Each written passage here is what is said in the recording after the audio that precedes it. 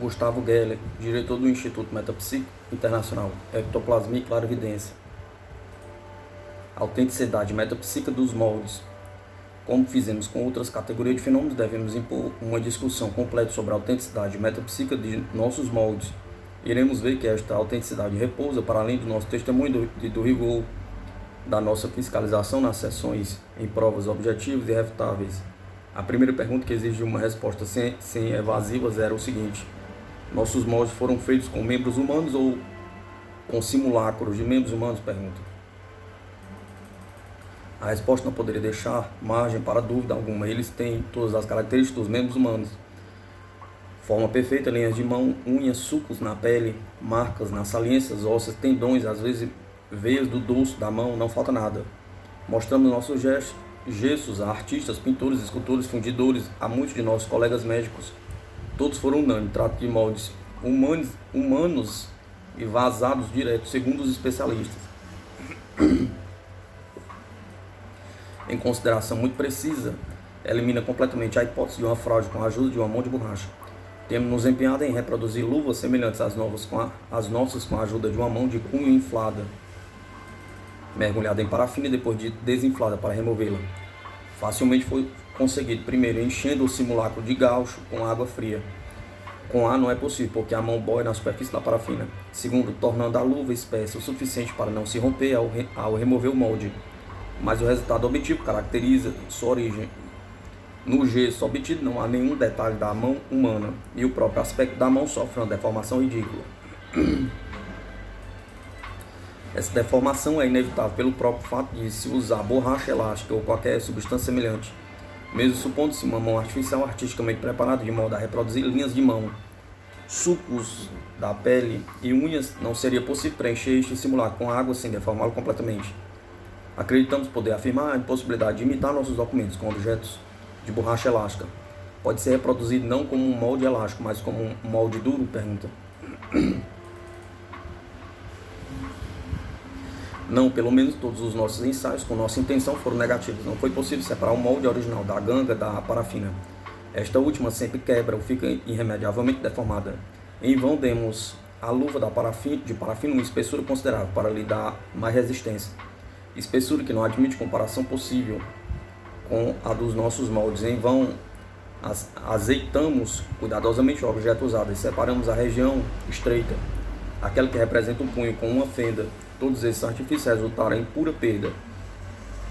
Mesmo admitindo que outros sejam mais habilidosos ou mais felizes do que nós, nem por isso estaríamos menos autorizados a afirmar que não é possível, usando um molde duro, fazer luvas de parafina semelhante às nossas em forma e finura. São então inimitáveis as luvas obtidas por imersão na parafina de membros materializados e consequente retirada desses membros? Pergunta. Como sabemos, a esta conclusão chegaram os primeiros experimentadores, Akizakov e Delany. Para eles, os moldes de parafina traziam em si mesmo a demonstração de sua origem metapsíquica. Tendo chegado a aprofundar mais de perto nesta questão, fizemos experiências múltiplas, tendo ouvido a opinião de competentes artistas da moldagem, que tiveram a gentileza de estudar conosco qual seria o modo de imitar nossos documentos. Com base em nossas averiguações, existem dois procedimentos de fraude. A primeira consiste em usar o molde oco de uma mão humana, uma substância solúvel e fusível, por exemplo, açúcar dissolvido, é vertido neste molde vazio. Após a solidificação, o membro solúvel é rapidamente empapado em parafina e em seguida o todo é colocado em uma tigela com água fria. O molde vai se dissolvendo aos poucos e a luva fica.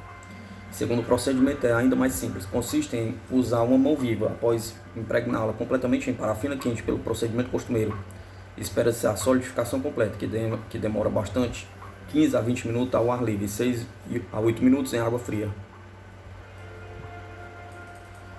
Em seguida, com uma navalha ou canivete, uma das bordas da luva é cortada na raiz dos dedos até o pulso.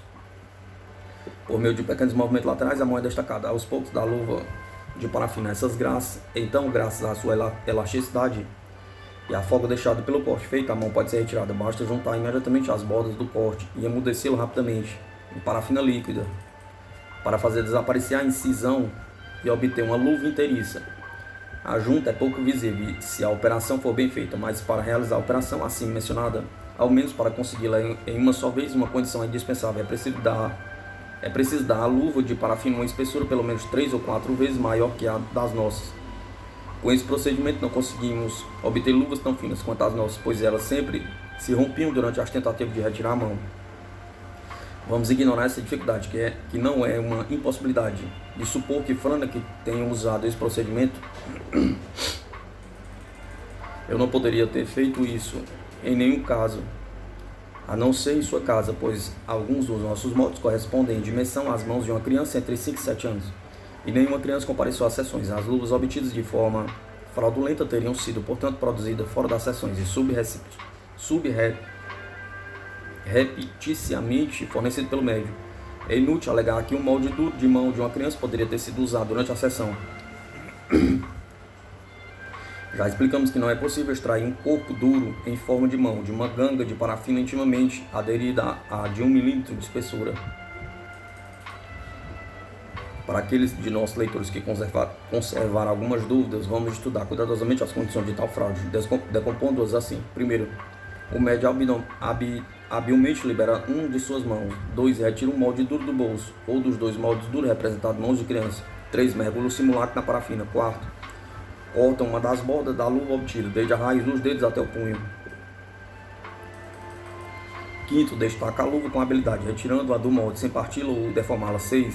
Junta as pontas do corte e empapa a luva na parafina. 7. Ele coloca a luva ou luvas sobre a mesa. Guarda o molde de volta no bolso e coloca a mão livre sob a mão do vigilante. Isso não é tudo. Essas múltiplas e complicadas operações devem ser feitas em menos de 2 minutos, sem o auxílio da visão e com apenas uma das mãos. Pois bem, nós não conseguimos fazer isso nas nossas tentativas à luz do dia, com as 2 mãos e dispondo de todo o conforto e tempo. Por outro lado, vários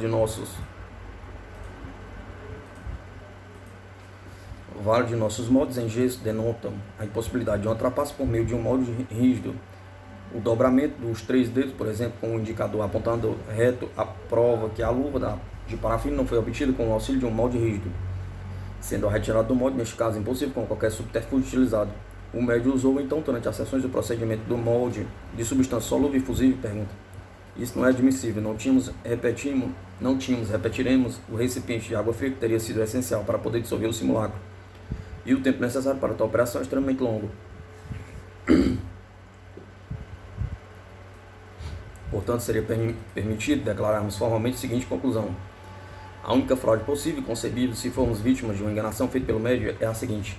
Franak teria preparado as luvas de parafina com antecedência, levando-as consigo para as sessões e colocando-as subrepticiamente na mesa através de uma escamoteação não percebida pelos nossos vigilantes.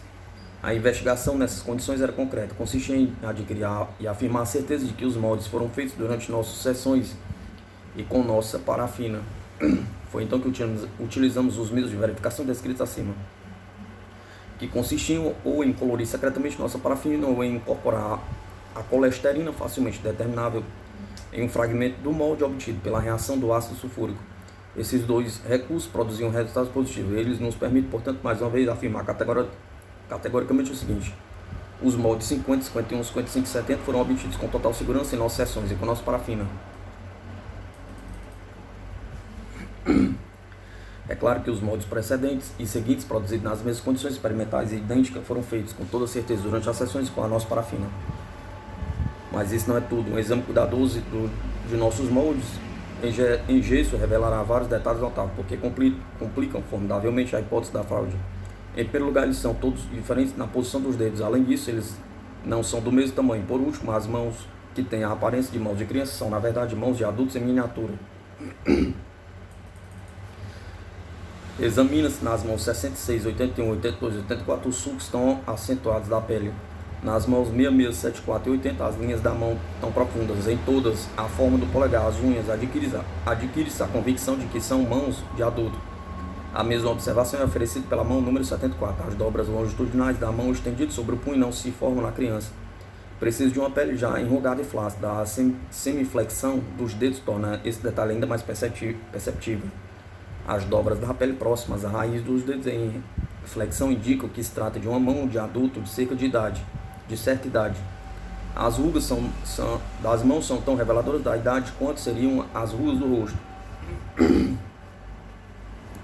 Todos os médicos a quem mostramos nossos moldes são unânimes nessa opinião. Queríamos saber a opinião do Dr. Paul Richer, professor da Escola Nacional de Belas Artes, membro da Academia de Medicina do Instituto da França. Sua opinião tão autorizada é a mesma. Para ele, embora não se possa ter a prova absoluta, essas mãos possuem os caracteres das mãos de adulto. Eis a carta do professor Paul Richer, que teve a bondade de nos dirigir.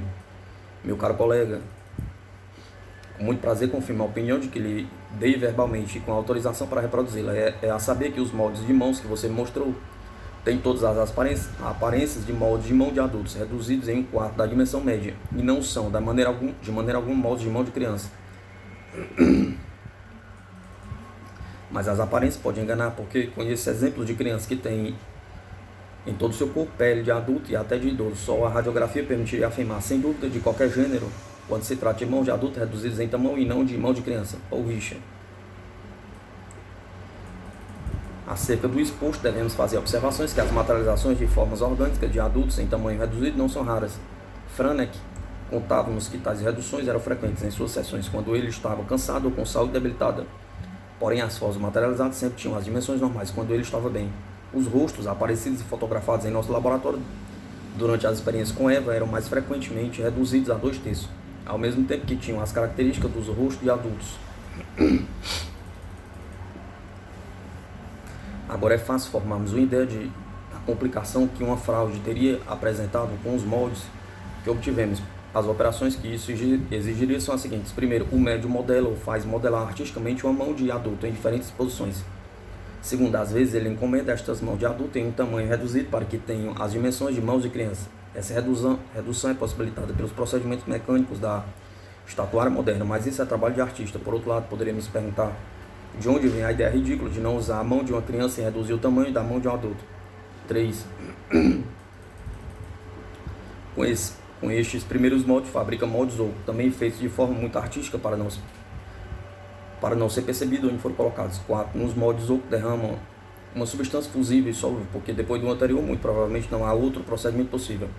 5. Mergulhe os moldes solúveis em parafina quente, a seguir dissolve-se em água fria para obter as luvas residuais. 6. Estas luvas são extremamente frágeis devido à sua figura e, portanto, o suposto trapaceiro não pode pensar em carregá-las no bolso. Ele coloca então uma caixa acolchoada, um molde ou os 2 moldes que ele precisa expor em cada sessão. É altamente provável que, em caso de fraude, o médico se visse irresistivelmente obrigado a fabricar moldes grossos que são os mesmos, ao mesmo tempo mais manejáveis, mais fáceis de obter e menos frágeis. 7. Esconde a dita caixa no bolso, sem que ninguém perceba que ele está ali. Outro problema muito difícil de resolver. 8. Na sessão, ele habilmente deixa uma das mãos livres, pega a caixa, abre, tira os moldes, deposita sobre a mesa, guarda a caixa de novo no bolso. Borbulha na parafina, expira para todo lado, então novamente coloca sua mão livre sobre a do experimentador que a esteja vigiando, que a Palermanto não percebe nada de todo esse manejo. Bem, suponhamos conseguir esse enorme fácil, tão complicado quanto inverossímil. O que aconteceria? Pergunta. A habilidade prodigiosa, a malícia inédita do trapaceiro não teria servido para nada. Teria sido descoberto pelo procedimento inesperado dos corantes ou da substância química secretamente dissolvida na parafina. Existe uma conclusão a ser dada? Pergunta. Não. A conclusão para qualquer leitor de boa fé impõe-se por si mesmo e não precisamos insistir. Portanto, é possível, pelo procedimento da parafina, registrar materialização de membros. E nós conseguimos em condições de total segurança. Imitação fraudulenta dos moldes. Temos indicado vários procedimentos de fraude. Eis a descrição de um procedimento inédito que foi estudado e preparado por um artista da moldagem muito conhecido, o Sr. Pierre Lorenzi. O Sr. Pierre Lorenzi teve a bondade de nos ofertar uma descrição do processo, que vamos resumir. Para se obter o molde de uma mão em uma só peça, o procedimento é o seguinte. Coloque-se no braço do sujeito cuja mão se deseja produzir por vazamento uma ligadura suficientemente forte para interromper a circulação venosa, respeitando a circulação arterial, como na sangria. Após 1/4 de hora, a mão está inchada por causa do sangue e, portanto, seu volume é maior. Se junta-se com uma substância gordurosa muito lubrificante, óleo, esterina e azeite, vaselina e partes iguais. A mão assim preparada é introduzida na massa de gesso. Quando o sujeito começa a endurecer, o sujeito deve agitar as pontas dos dedos e mover a mão muito lentamente, muito levemente. Ao mesmo tempo, a ligadura é retirada e o bloco de gesso que aprisiona a mão é levantado ao alto para que desse modo ativar a retirada do sangue venoso. A mão diminui de volume, com certo esforço pode sair deixando o molde oco em uma só peça inteiriça. Depois basta preencher esse primeiro molde com gesso para ter um positivo que reproduz a mão humana sem soldaduras. Em qualquer caso, o esforço necessário para retirar a mão deve produzir no molde erosões, estrias e outros defeitos. Além disso, esse procedimento só é possível com a mão do sujeito totalmente estendida e os dedos juntos. Se um ou mais dedos estiverem separados, retraídos ou redobrados, a mão, é claro, não pode sair. Por último, como o procedimento exige um esforço violento, o bloco onde a mão está deve ser grosso e resistente. O Sr. Lawrence calculou que, se fosse usada parafina em vez de gesso, seria necessário um bloco com 1 kg com paredes de pelo menos 4 cm de espessura. Como se vê, este procedimento de imitação dos moldes metapsíquicos rejeita algumas das características essenciais de nossos documentos, como a extrema finura das paredes e a posição dos dedos dobrados. No entanto, o trabalho do Sr. Lawrence é muito interessante e merecia ser conhecido. Desejamos muito que não sejam indicados outros meios possíveis de fraude. Vê-se que a questão da imitação fraudulenta de moldes metapsíquicos preocupa visivelmente a opinião, de resto bem equivocada. Como já enfatizamos, temos certeza da autenticidade metapsíquica de nossos moldes, não porque os julguemos inimitáveis, mas porque o conjunto de condições de nossa experiência não nos deixa dúvidas sobre a sua origem. Seja como for, dificilmente uma semana se passa sem sermos informados sobre várias tentativas de fabricar moldes em uma só peça, tentativas que, por outro lado, geralmente não resistem ao exame. Acreditamos, no entanto, que devemos dar a conhecer mais do procedimento que nos foram indicados. O primeiro deles é apenas um aperfeiçoamento daquele que descrevemos e que se baseia na utilização de substâncias fusíveis e solúveis. Essas substâncias poderiam ser substituídas com vantagem por gelo super resfriado. Um molde oco negativo de uma mão viva, feito artisticamente retornado e retocado para apagar as juntas. É enchido com água e colocado dentro de um aparelho de refrigeração. A mão de gelo deve estar o mais fria possível. Menos de 10 graus pelo menos. Mergulhe-se muito rapidamente em parafina líquida, que ao contato do gelo super esfriado forma instantaneamente uma luva antes que a fusão de gelo comece. E por conseguinte, sem apagar detalhes delicados, sucos da pele. A seguir, basta deixar a mão de gelo derreter, de preferência em uma tigela com água, para ter uma luva de parafina inteiraça e do tamanho que se quiser. Eu não testei esse modo. O que caracteriza todos os procedimentos de imitação descritos é sua complexidade. Eis aqui, pelo contrário, um novo método que, se confirmado, seria muito simples. O engenheiro belga, o Sr. V.N., parece ter descoberto um processo suscetível de dar à parafina uma elasticidade e resistência inesperadas. Em uma conversa que tive com ele, ele me disse que seu procedimento permitia que ele moldasse uma mão humana e removesse a essa mão de parafina como de uma luva de borracha. Em qualquer caso, apesar dos meus pedidos, ele recusou-se a dar-me indicações concretas sobre este método e não consentiu em fazer a demonstração prática perante mim. A maior reserva é, portanto, imposta a esse respeito. Eu sou totalmente cético, porque o suposto procedimento exigiria que a parafina tivesse propriedades contraditórias. Em qualquer caso, suponhamos demonstrada a eficácia desse procedimento e pergunto-nos quais são suas consequências do ponto de vista metapsíquico. É preciso considerar o passado e o futuro. Quanto ao passado, as consequências são nulas. O procedimento do Sr. V.N., não tendo inventado até algumas semanas atrás, não se pode supor que o médium que tenha usado em nossas experiências. Não se pode supor que o médium o tenha usado em nossas experiências. Pode-se objetar, é verdade, que o médium foi capaz de encontrar ele mesmo o análogo procedimento. Responderemos que, mesmo em tal caso, o médium não poderia ter utilizado este meio de fraude pelos seguintes motivos, todos irrefutáveis e decisivos. Primeiro, ele teve sempre suas mãos seguradas, pois bem, o procedimento do Sr. V.N. requer o uso livre das mãos e até a ajuda de outra pessoa. Segundo, várias vezes temos obtido em nossas sessões moldes de mãos de criança. Agora não havia criança alguma entre nós. Terceiro, por último, os moldes não foram trazidos de fora, visto que a verificação por meio de tinturas e colesterina comprovou de forma irrefutável que as luvas eram confeccionadas durante as sessões e com a nossa parafina. Existe ainda outras evidências, como a descoberta inesperada de que alguns dos nossos moldes têm o mesmo tempo tem ao mesmo tempo os caracteres anatômicos de mãos de adulto e tamanho de mão de criança. Consequentemente, nossa certeza da realidade metapsíquica de nossos moldes é e permanece absoluta. No futuro, é evidente que a descoberta do Senhor vem imporia mais do que nunca se confirmada uma vigilância e verificação irrepreensíveis durante as sessões. Será necessário, por exemplo, ter a certeza de que a parafina utilizada é a mesma dos experimentadores. E será indispensável segurar bem as mãos do médico, com uma vigilância como a empregada por nós no Instituto de Metapsíquica Internacional. Nosso procedimento de Freud pode ser usado. Exame pericial dos moldes.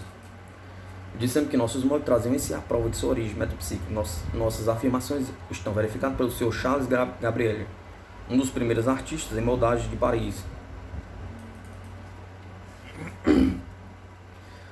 e por algum de seus mais ilustres colegas. Sua opinião é concludente. Este é o relatório documentado desses senhores. O abaixo assinado de Charles Gabriel, especialista em fundição na Rua de Cheroy, número 6, atesta ter examinado alguns moldes em parafina vazados em gesso que foram entregues para esse fim pelo Dr. Gelli, diretor do Instituto Metapsíquica Internacional. Após um rápido exame no laboratório do Dr. Gelli, trouxemos essas peças para a nossa oficina para um estudo cuidadoso. Chamaram imediatamente nossas atenções às 3 observações a seguir. Primeiro, a operação de vazamento do gesso nos moldes da parafina revela falha de técnica que comprova objetivamente, além de qualquer outra consideração, a falta de competência do operador, bem como a sua boa fé. Por exemplo, no exemplo número 1, as pontas dos dedos ficaram cheias de ar, que é claramente visto pela transparência. O gesso não conseguiu atingir as pontas dos dedos. Esse defeito, que um modelador experiente teria facilmente evitado, é a prova formal que o gesso foi realmente derramado nos moldes e que a peça não é um molde que foi mergulhado em parafina líquida. De resto, o gesso não preencheu completamente os moldes de parafina. Na parte das luvas de parafina que transborda dos gessos, existe a impressão dos detalhes anatômicos de que falaremos mais tarde. Portanto, não há dúvida possível sobre a forma como foram obtidos os exemplares submetidos ao nosso exame. São de fato moldes de parafina preenchidos com gesso. A segunda observação que fizemos é a extrema delgadeza da camada de parafina que constitui os moldes. Em nenhum lugar as paredes chegam a 1 milímetro. Elas são finas como uma folha de papel.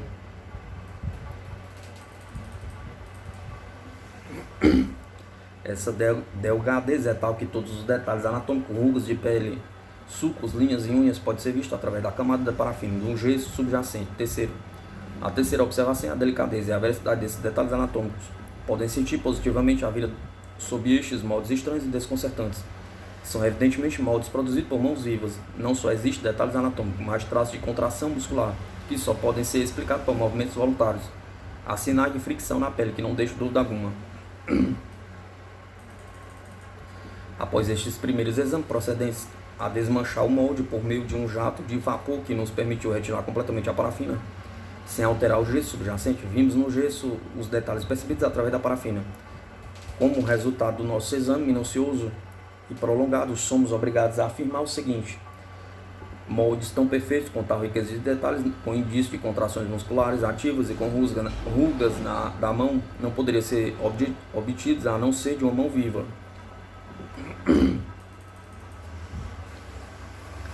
Trata-se de vazados diretos, originais, não de repetições. Posteriormente, investigamos se seria possível obter, pelos mais diversos procedimentos, moldes análogos aos que acabamos de examinar. Estudamos especialmente os 2 procedimentos indicados pelo Dr. Gelli.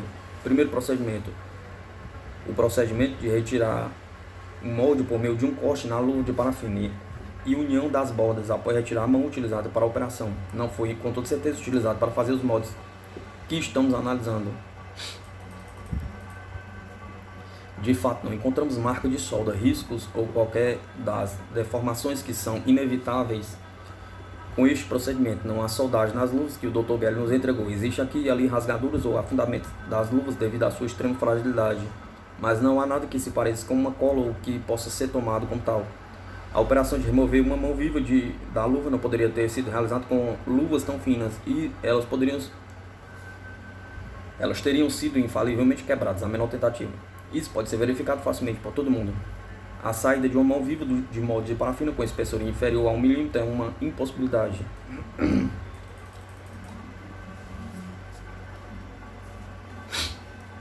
Mesmo com moldes mais grossos, tirar deles uma mão viva para fazer alguns dos moldes que examinamos Ainda que fossem seccionados na base, teria sido impossível. O outro procedimento indicado pelo Dr. Gell na revista Internacional de Metapsíquica consiste na utilização de uma mão de substância fusível e solúvel, açúcar, gelatina ou qualquer outra. A referida mão seria imersa em um banho de parafina, então dissolvida em um recipiente com água fria, permitiria a obtenção de um molde de parafina completo, sem juntas e com a delgadez desejada. O procedimento é muito engenhoso, mas em nossa opinião não foi utilizado para fazer os moldes que nos foram entregues pelo motivo acima exposto. Uma reprodução de molde não ofereceria os mesmos finos detalhes que um vazado direto. As finas impressões desaparecem inevitavelmente nas reproduções.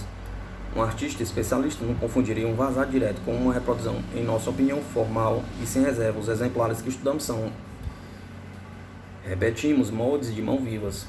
Nós nos perguntamos se em rigor poderia ter sido usadas mãos de cadáveres.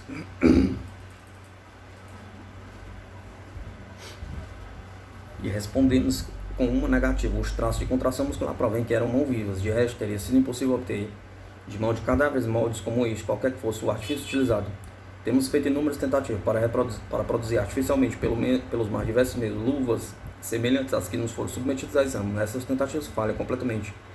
Afirmamos que é impossível para nós compreender como foram obtidos os moldes de parafina do Dr. Gell. Para nós é um mistério. Assinado C. Gabriel, pai, Gabriel Vitor, filho.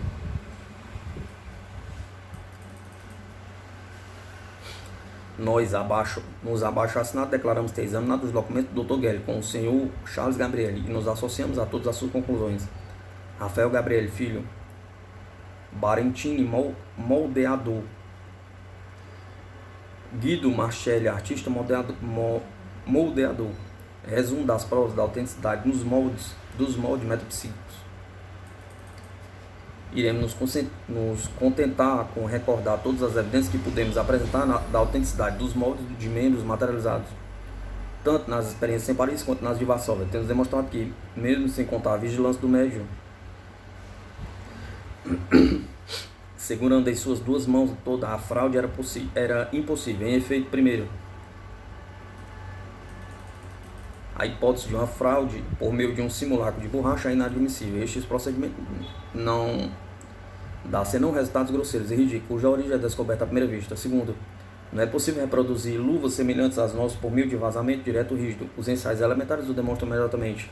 Terceiro, o procedimento de um vazado direto de substância fusível e solúvel recoberto com uma camada de parafina durante a sessão e dissolvido de um recipiente com água fria é incompatível com as condições em que operávamos. Não tínhamos vaselina com água fria. Quarto,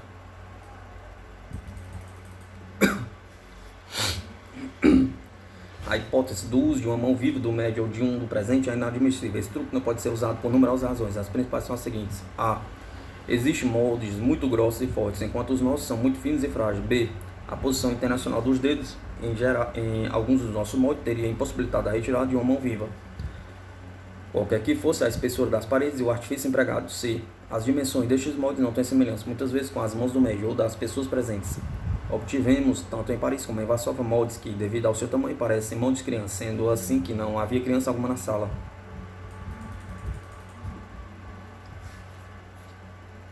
D. O exame antropométrico das impressões digitais prova que os moldes não provêm da mão do médium. Quinto, a hipótese de moldes fabricados fora da seção e transportados pelo médium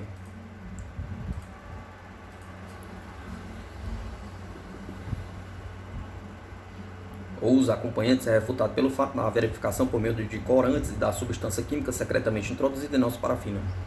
6. Por último, o relatório dos especialistas em moldagem é categórico e decisivo. Foi-nos objetado que os fenômenos não podem ser reproduzidos à vontade. Isso não é exato. Com um médio como Franek Kluski, é possível se obterem os fenômenos quase com toda certeza durante as sessões. Pode ser solicitado o molde de um órgão deste ou daquele tamanho, forma e posição. Além disso, a experiência pode ser renovada. Vários de nossos moldes evidentemente representam a mão da mesma entidade. É um erro pretender que o mesmo fenômeno não pode ser obtido por duas vezes seguidas na metapsíquica. O leitor de boa fé que leu o capítulo sobre os moldes de membros materializados descobrirá que nossas experiências não têm medo de enfrentar uma discussão séria.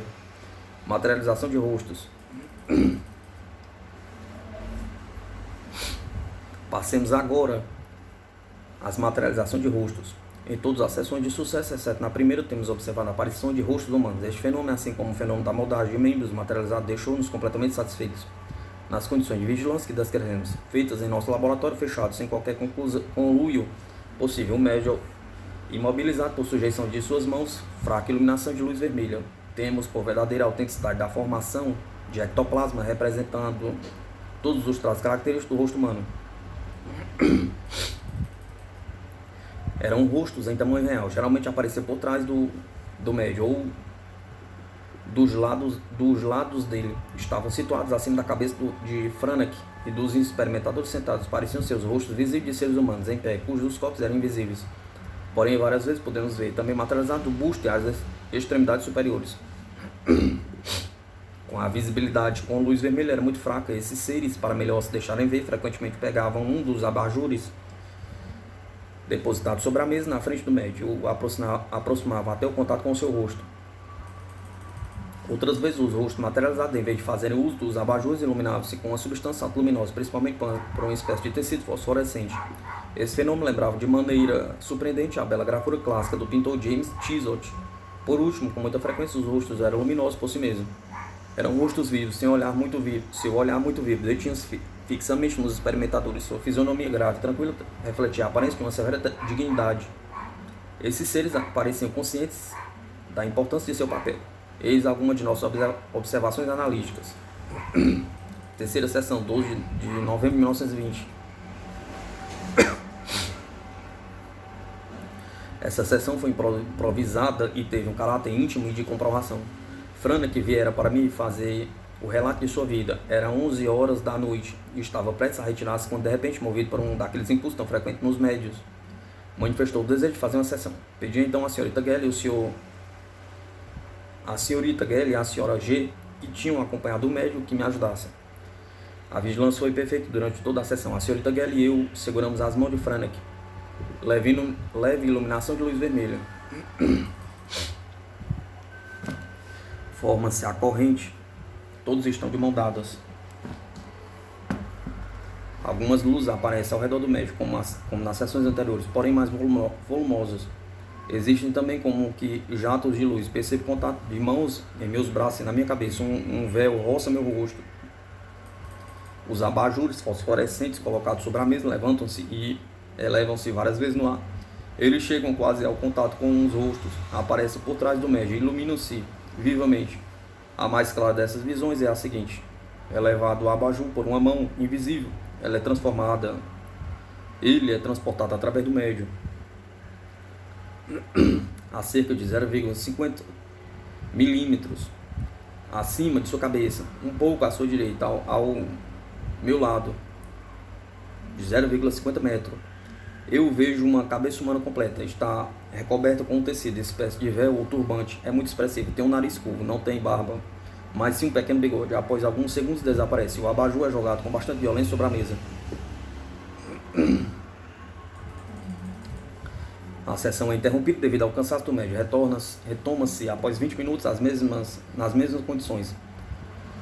Forma-se um rosto e ilumina-se com um abajur à direita e acima do médium. É o rosto de uma idosa, desdentada, com rugas, com um lenço cobre sua testa, amarrado por baixo da face direita. Os traços são bem determinados, desaparecem rapidamente, mas materializa-se de novo, pouco depois, um pouco mais para trás, na pequena câmera. Desta vez ele é visto no perfil olhando para a direita, permanece bastante tempo, a cerca de 10 segundos. Suspende-se a sessão por segunda vez.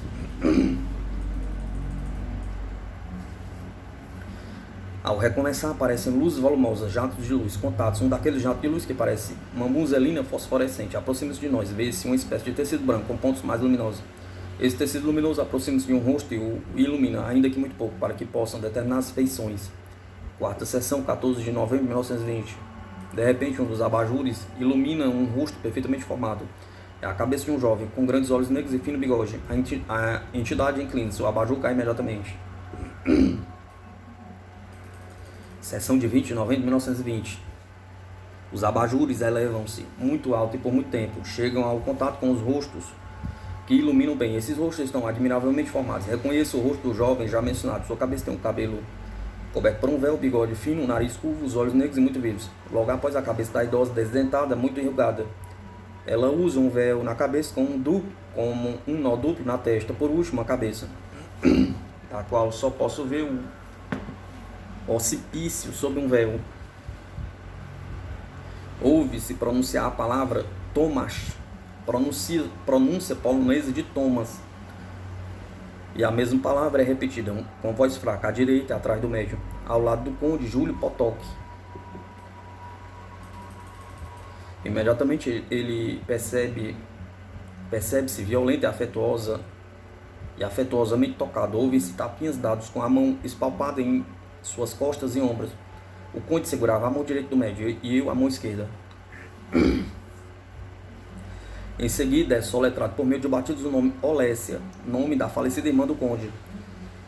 Em último lugar, percebe-se repentinamente ao lado da cabeça do conde uma forma luminosa, iluminada por si mesmo. Toda a cena anterior é impressionante. Eis o relato completo feito pelo próprio conde. Nós o publicamos tal como ele o envia, deixando, é claro, ao nosso colaborador toda a responsabilidade pelos detalhes pessoais. Seção de 20 de novembro de 1920, terceira parte. O médium está sentado à mesa, fora da pequena câmara. O Dr. Gelli segura a mão esquerda do médium. Potok segura a mão direita. Os assistentes formam a corrente. O médium entra rapidamente em transe, o que é percebido por sua respiração característica, surgimento de luminosidades fosforescentes acima, ao lado do médium. Percebo contato e noto que há alguém entre Franek e eu. À minha esquerda, as cortinas de pequena câmara começam a balançar e a inchar, como empurrados pelo vento. Percebo que alguém se envolveu num véu, inclina-se para mim e pronuncia ao meu ouvido muito claramente a palavra Thomas em polonês. Em seguida, soletrar aquela palavra tipologicamente. Eu pergunto: é Thomas Potok? Perguntei. Um primo por quem eu senti muito afeto, falecido 8 anos antes. Recebo batidas fortes e repetidas no ombro para confirmar a resposta à minha pergunta.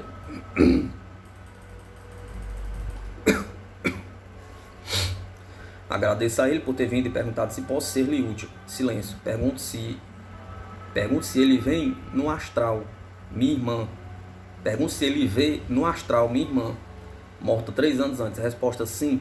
E no mesmo momento sinto uma mão de mulher pousar docemente na minha testa, fazendo o sinal da cruz rodeado por um círculo, como a minha irmã sempre fazia quando viva, ao se despedir de mim.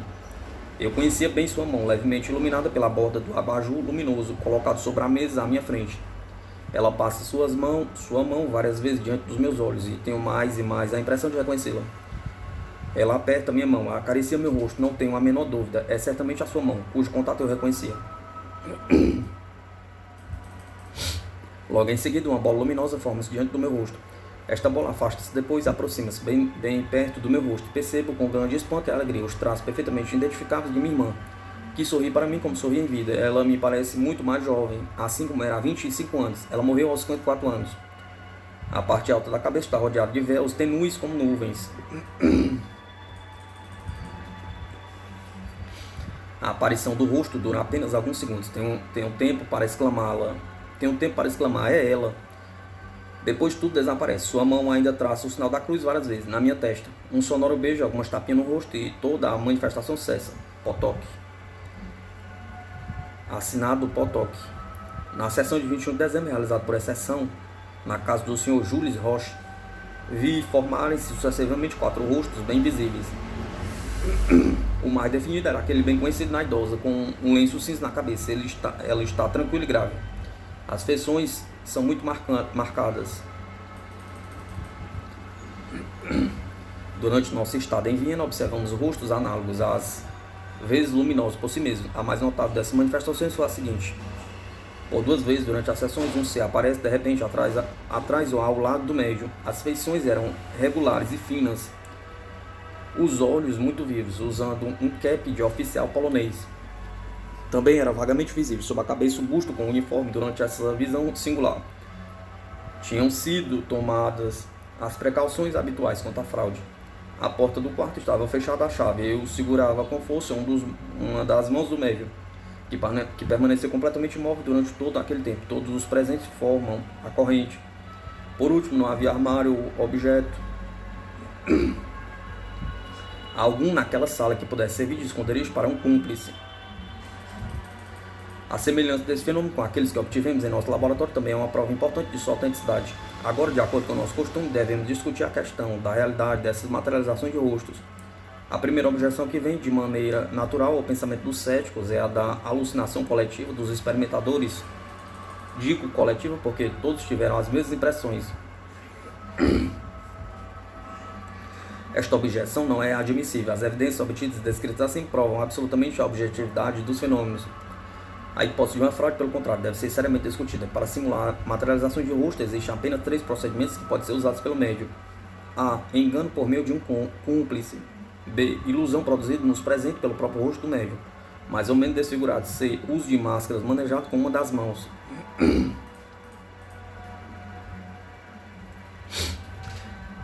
A primeira hipótese fica totalmente eliminada pelas condições experimentais que estabelecíamos. Um camarada em conluio com o médium não poderia entrar em nosso laboratório. A ilusão produzida nos presentes pela face do médium não é admissível. Sua vigilância não lhe permitia levantar-se ou inclinar-se muito para a direita ou para a esquerda. Aliás, repetimos que ele manteve constantemente a imobilidade absoluta. Sua cabeça repousou no meu ombro várias vezes. Eu sentia seu contato enquanto olhava os rostos materializados acima de sua cabeça ou mais longe. Resta falar sobre o uso de máscara. Porém, tal truque precisa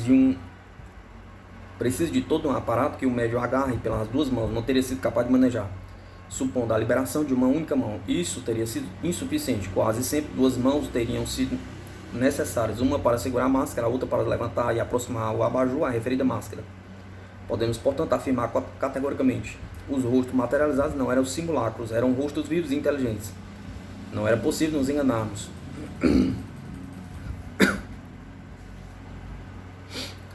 É sumamente lamentável que a enfermidade do médium tenha ocorrido no momento em que, já terminadas as nossas moldagens, íamos, de acordo com o nosso programa, começar a fotografar as aparições. Esperamos ter mais sorte no futuro. Quanto ao resto, publicaremos, entretanto, as fotografias obtidas com Kluski pela Sociedade de Estudos Psíquicos de Varsóvia. Movimento de objetos sem contatos e batidas.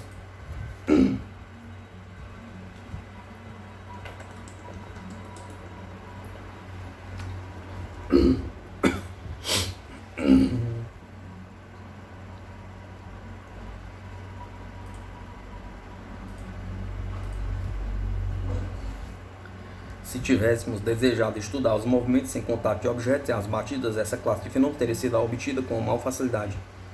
Pelo contrário, temos evitado isso no possível, considerando de ordem inferior as materializações e desejando reservar para este todo o poder do médium.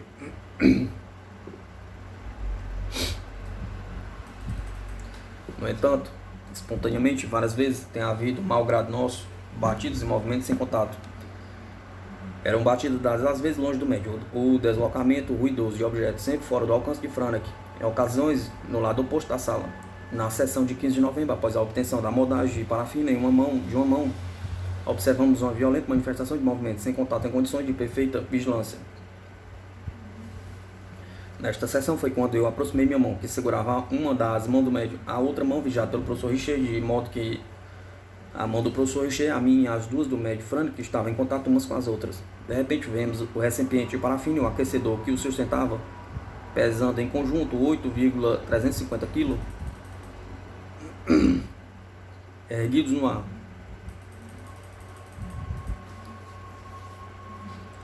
Esses objetos são transportados delicadamente acima de nossas cabeças e colocados sem ruído no chão, atrás e à direita do médium. Um momento depois, deixam-se ouvir batidas numerosas, precisas, muito impressionantes. Ouve-se na pequena câmara auxiliar, depois na própria sala, sobre uma mesinha afastada do médium, 1,5 metros, e separada dele por uma grande mesa retangular, sobre a qual tínhamos colocado a parafina. Essas batidas são rudes, violentas, soletramos. É uma comunicação em polonês, cuja tradução é: acordem o médium. Como essa ordem é ignorada, as batidas redobram com violência. Alguns anéis, um de ébano, outro de marfim, que estão sobre a mesa, saem projetados com muitíssima violência contra o chão, onde o anel de ébano parte-se em 2 pedaços. Depois, as batidas repetem-se com insistência: acordem o médium, acordem-no. Então é a violência que obedecemos com relutância. Acendemos bruscamente a luz vermelha e o médium acorda. No dia seguinte, soubemos que a hora para esta demonstração era a mesma. que o médium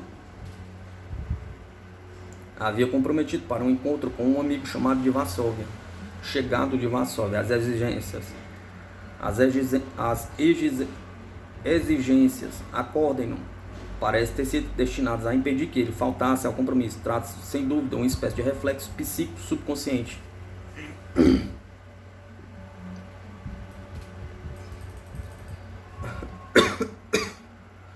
Na sessão de 21 de dezembro, os fenômenos dos movimentos sem contato foram muito acentuados.